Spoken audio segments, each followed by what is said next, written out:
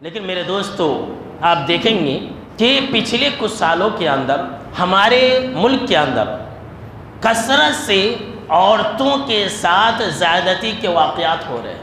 سب سے زیادہ مرڈر اور قتل اور ریپ ہمارے ہندوستان کے اندر ہو رہا ہے۔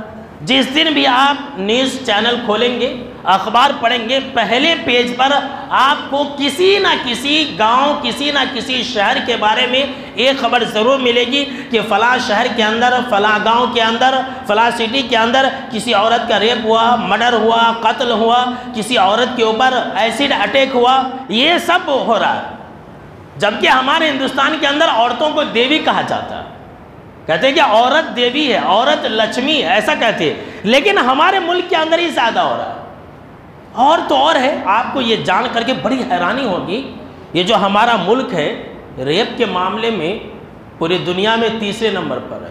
پہلے نمبر پر امریکہ ہے، دوسرے نمبر پر ساؤتھ افریقہ ہے، اور تیسرے نمبر پر ہمارا انڈیا ہے۔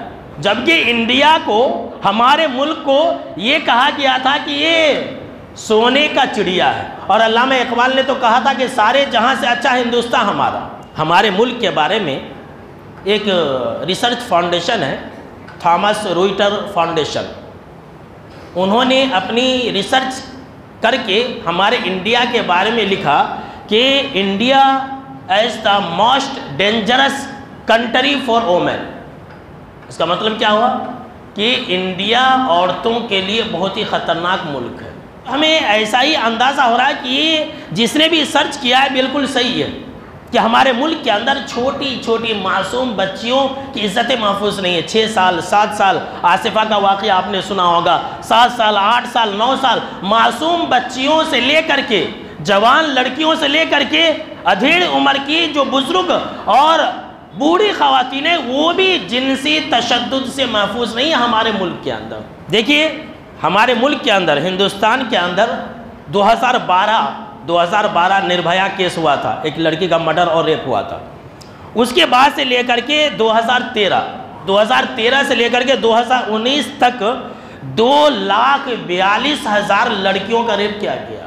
اور اسی طرح سے ہمارے انڈیا کے اندر 2018 میں مجموعی طور پر 33,977 ریپ ہوا۔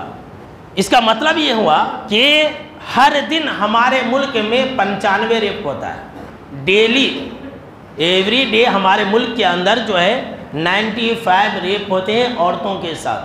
گویا کہ ہمارے ملک کے اندر ہر 15 منٹ میں ایک ریپ ہوتا ہے۔